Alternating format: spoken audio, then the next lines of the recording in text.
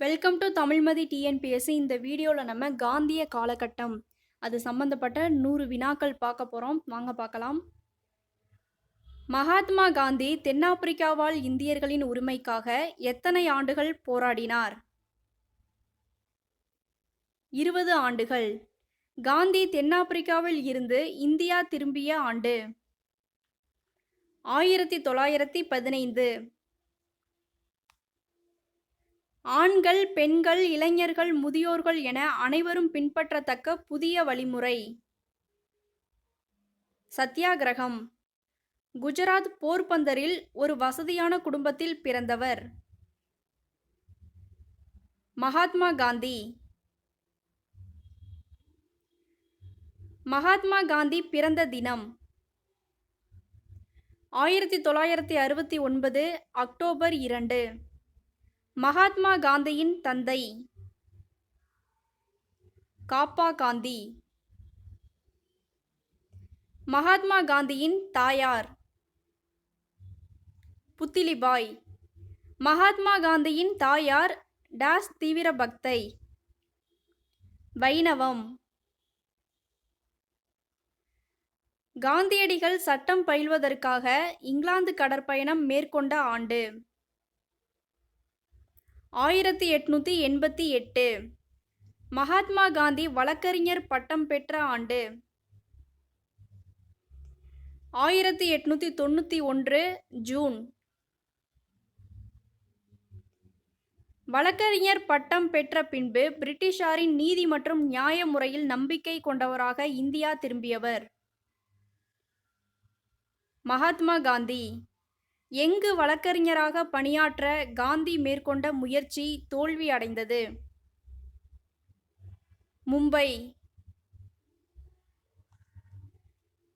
தென்னாப்பிரிக்காவில் இருந்த எந்த நிறுவனம் சட்ட உரிமை வழக்குகள் தொடர்பாக காந்தியடிகளின் சேவையை நாடியது? குஜராத்தி நிறுவனம்.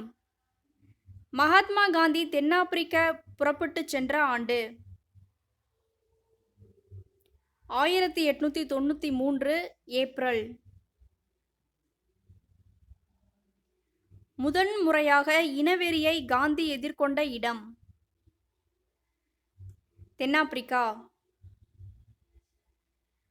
டர்பனில் இருந்து பிரிட்டோரியாவுக்கு ரயில் பயணம் மேற்கொண்ட போது எந்த ரயில் நிலையத்தில் முதல் வகுப்பு பெட்டியில் இருந்து வலுக்கட்டாயமாக காந்தி வெளியேற்றப்பட்டார்?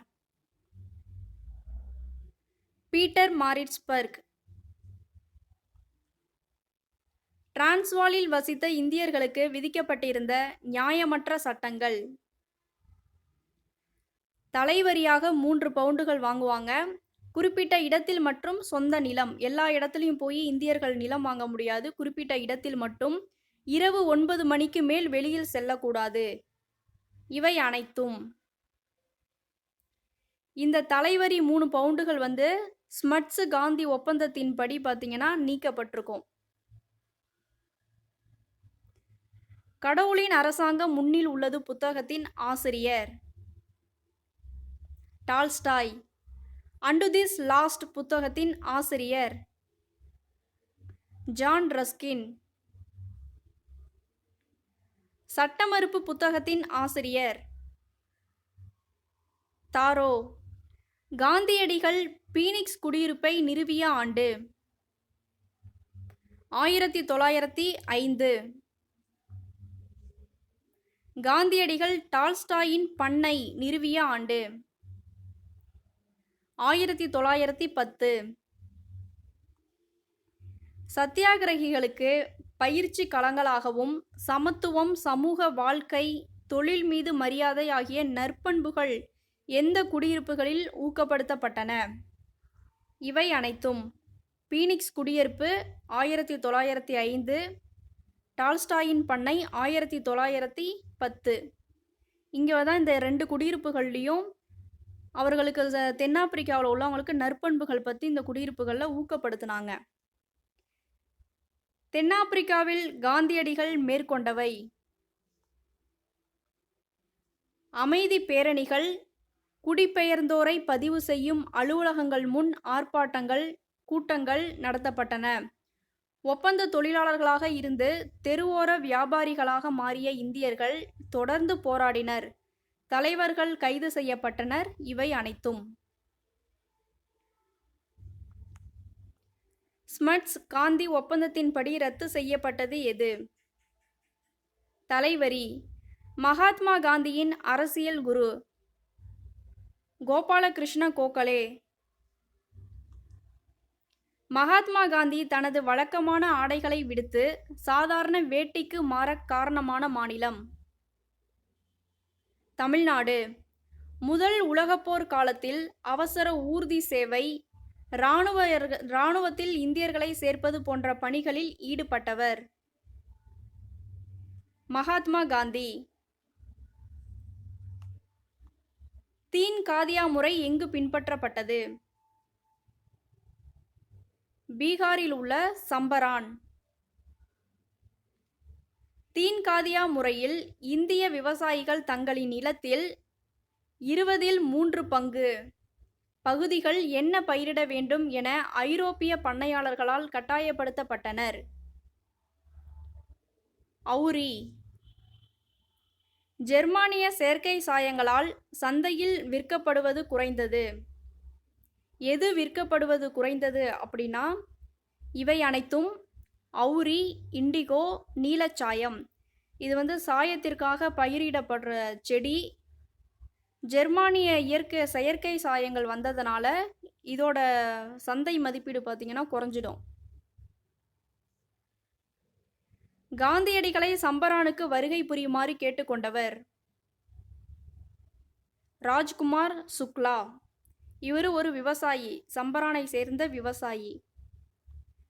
நாடு முதலாக ஒத்துழையாமை இயக்க செயல்முறை பாடத்தை கற்றுக்கொண்டதாக தெரிவித்தவர்? மகாத்மா காந்தி. சம்பரான் சத்தியாகிரக போராட்டத்தில் காந்தியடிகளுக்கு துணை நின்றவர்கள்? அனைத்தும் சரி. ராஜ்குமார் சுக்லா அப்படிங்கிறவர் சம்பரானை சேர்ந்த ஒரு விவசாயி. ராஜேந்திர பிரசாத் இவர் பிற்காலத்தில் முதல் குடியரசுத் தலைவராக இருப்பாங்க. பிரஜ் கிஷோர் இவர் வழக்கறிஞர். இவங்க 3 பேருமே சம்பரான் சத்தியாகிரக போராட்டத்தில் காந்தியடிகளுக்கு துணை நின்றவர்கள். சம்பரான் சத்தியாகிரகம் 1917. அகமதாபாத் மில் வேலை நிறுத்தம் 1918. கேதா சத்தியாகிரகம் 1918. ரவுலட் சட்டம்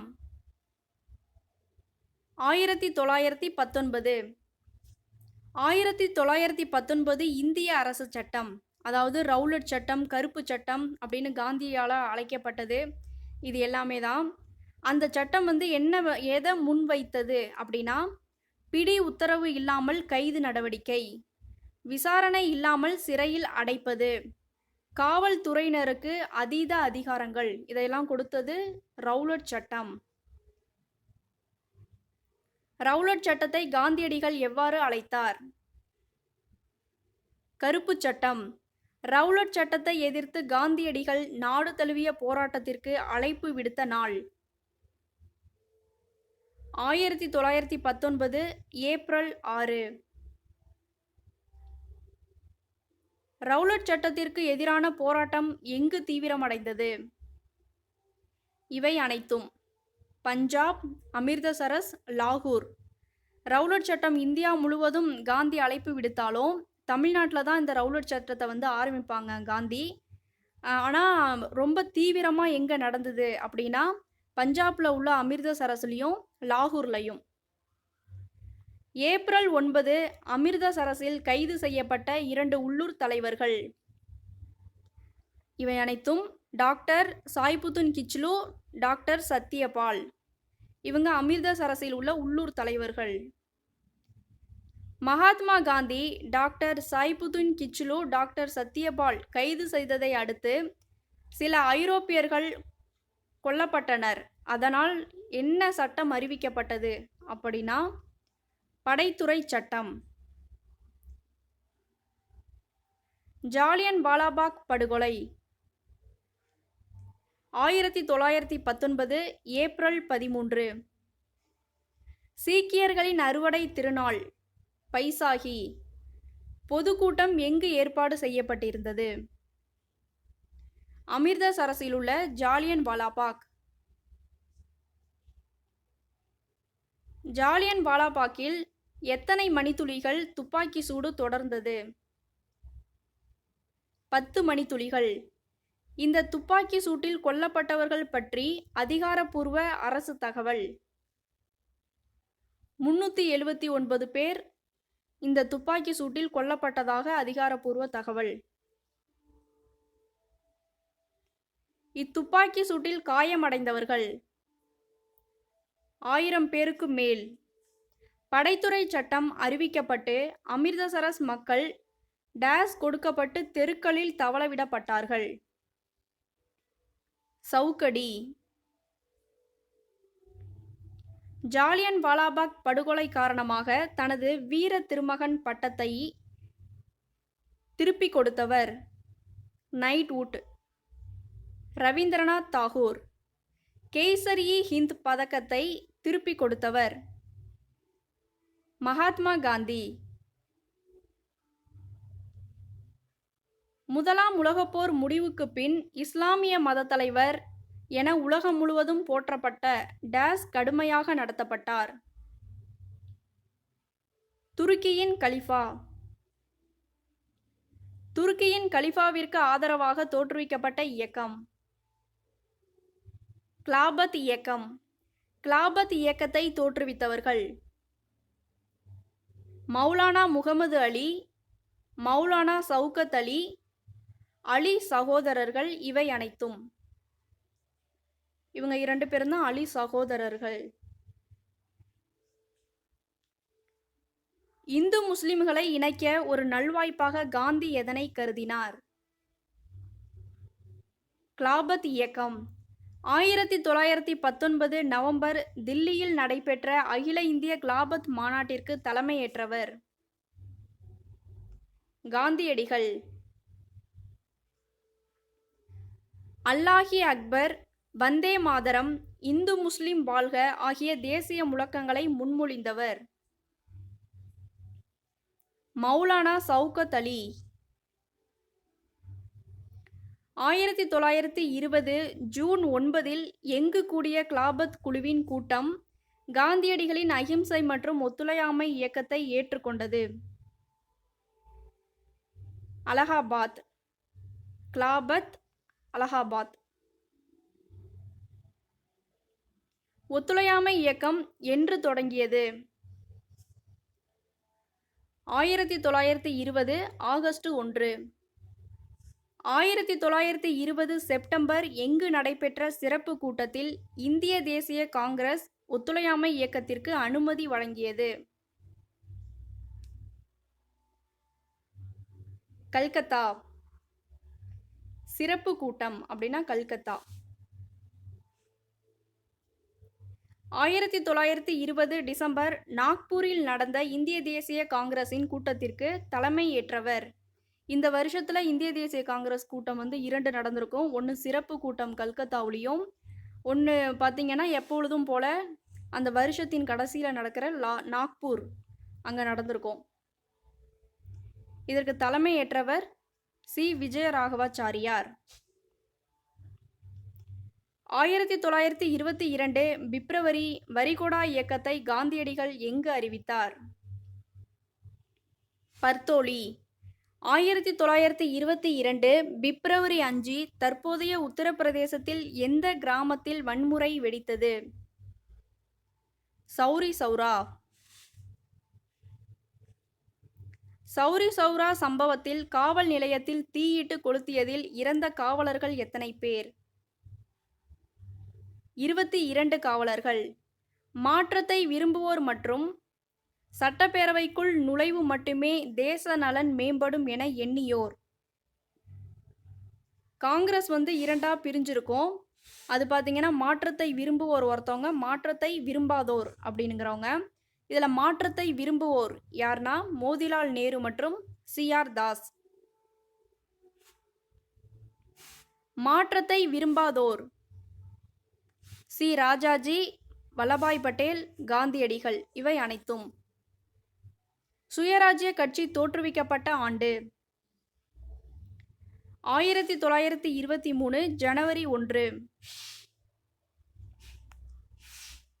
மோதிலால் நேருவும் சி.ஆர். தாஸும் தொடங்கிய கட்சி. சுயராஜ்ய கட்சி 1925 சுயராஜ்ய கட்சியின் தலைவர் டேஸ் மறைந்த பிறகு கட்சி வீழ்ச்சி காண தொடங்கியது. சி.ஆர். தாஸ் மறைந்த பிறகு. சட்டப்பேரவைகளில் இருந்து சுயராஜ்ய கட்சி விலக்கிக் கொண்ட ஆண்டு 1926. இரட்டை ஆட்சி அறிமுகம் செய்யப்பட்ட இந்திய அரசு சட்டம் 1919. இரட்டை ஆட்சியில் ஆங்கிலேயர் வசம் ஒதுக்கப்பட்ட துறைகள். இந்த 1919 இரட்டை ஆட்சி அறிமுகம் செய்யப்பட்டு அது ஆங்கிலேயர்களுக்கும் இந்திய அமைச்சர்களுக்கும்னு தனித்தனியாக கொடுத்துருப்பாங்க. அதில் ஆங்கிலேயர்கள் வசம் ஒதுக்கப்பட்ட துறைகள் அது என்னென்ன அப்படின்னா நிதி, பாதுகாப்பு, காவல்துறை, நீதித்துறை, நில வருவாய், நீர்ப்பாசனம் இவை அனைத்தும். ஒரு 6 இது கொடுத்தாங்க. ரொம்ப முக்கியமானது நிதி சம்பந்தப்பட்டது, காவல்துறை, நில வருவாய், நீதித்துறை எல்லாமே பார்த்தீங்கன்னா ஆங்கிலேயர் வசம்தான் இருக்கு. இரட்டை ஆட்சியில் இந்திய அமைச்சர்களுக்கு வழங்கப்பட்ட மாற்றப்பட்ட துறைகள். ஆங்கிலேயர்களுக்கு ஒதுக்கப்பட்ட துறைகள், இந்திய அமைச்சர்களுக்கு மாற்றப்பட்ட துறைகள். உள்ளாட்சி, கல்வி, பொது சுகாதாரம், பொதுப்பணி, வேளாண்மை, வளங்கள், மீன்வளத்துறை இவை அனைத்தும். இவங்களுக்கு பார்த்தீங்கன்னா முழுமையான அதிகாரம் இந்திய அமைச்சர்களுக்கு இல்லை, ஆங்கிலேயர் வசம்தான் இருக்கு. மாகாண சுயாட்சி அறிமுகம் செய்யப்பட்ட ஆண்டு 1935. உங்கள் மாவட்டங்களுக்கு செல்லுங்கள். கதர், இந்து முஸ்லிம் ஒற்றுமை, தீண்டாமை ஒழிப்பு ஆகியன பற்றிய செய்திகளை பரப்புங்கள். இளைஞர்களை ஒன்று திரட்டி அவர்களை சுயராஜ்யத்தின் உண்மையான வீரர்களாக உருமாற்றுங்கள் என்று கூறியவர் யார்? காந்தியடிகள். இந்து முஸ்லிம்கள் இடையே தொடர்ச்சியான வகுப்பு மோதல்கள் கண்ட காலமாக இருந்தது எது? 1920. இந்து மகாசபை யார் தலைமையில் பிரபலம் அடைந்தது? மதன் மோகன் மாளவியா. முஸ்லிம் லீக் யார் தலைமையில் பிரபலம் அடைந்தது? முகமது அலி ஜின்னா. வகுப்புவாத அரசியலில் ஈடுபட்ட இந்துக்கள் முஸ்லிம்கள் இதயங்களை ஈர்க்கும் வகையில் காந்தியடிகள் எத்தனை நாட்கள் உண்ணாவிரதம் மேற்கொண்டார்? 21 நாட்கள். 1927 நவம்பர் 8 இந்திய சட்டப்பூர்வ ஆணையம் குழுவில் இடம்பெற்ற உறுப்பினர்கள் எத்தனை பேர்? 7 பேர். இந்த இந்திய சட்டப்பூர்வ ஆணையம் அப்படிங்கிறது சைமன் குழுவோட அந்த அறிக்கைகள் தான் வரும். இந்திய சட்டப்பூர்வ ஆணையத்திற்கு தலைமை வகித்தவர் சர் ஜான் சைமன். ஸோ அதனால் இது சைமன் அறிக்கை அப்படின்ட்டு சொல்லுவாங்க. சைமன் குழுவில் இந்தியர்கள் எத்தனை பேர்? ஒருவரும் இல்லை. 7 பேருமே ஆங்கிலேயர்கள் தான்.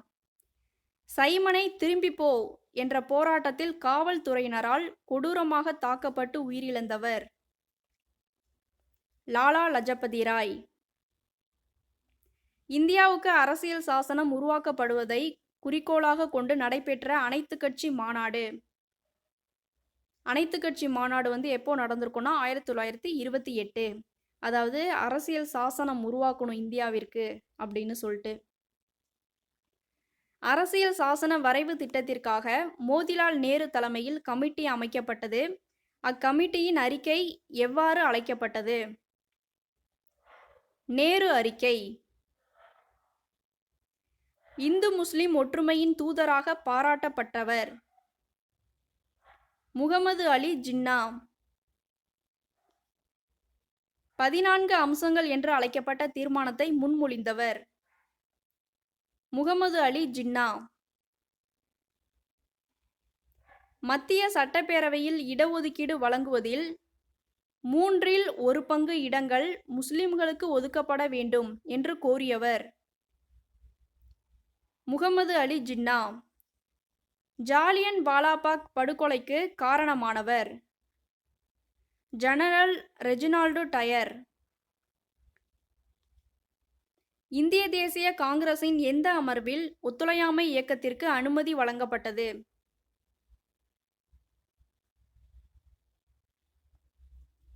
நாக்பூர். 1920 காங்கிரஸ் மாநாட்டிற்கு தலைமை வகித்தவர். சி. விஜயராகவாச்சாரி. 1920 காங்கிரஸ் மாநாடு நடைபெற்ற இடம்?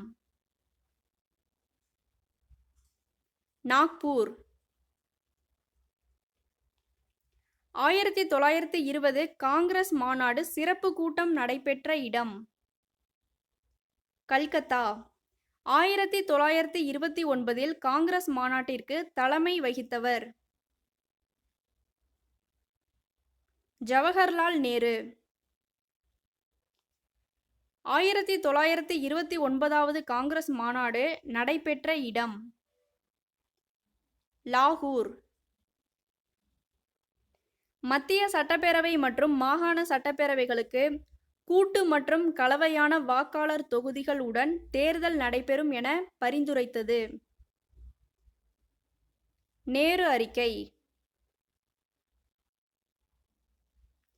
பொது வாக்களிப்பு முறையும் அடிப்படை உரிமைகளும் வழங்கப்படும் என பரிந்துரைத்தது? நேரு அறிக்கை. ஒரு தேசிய தலைவராக காந்தியை பிரதானப்படுத்தியது மற்றும் விவசாயிகள் மத்தியில் ஒரு மாபெரும் தலைவராக காந்தி உருவாக காரணம்? வரிகொடா இயக்கம்.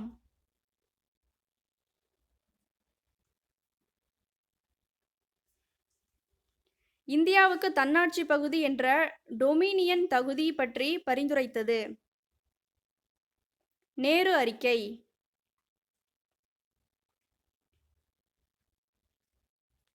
ஒத்துழையாமை இயக்கம் செயல்படுத்தியது?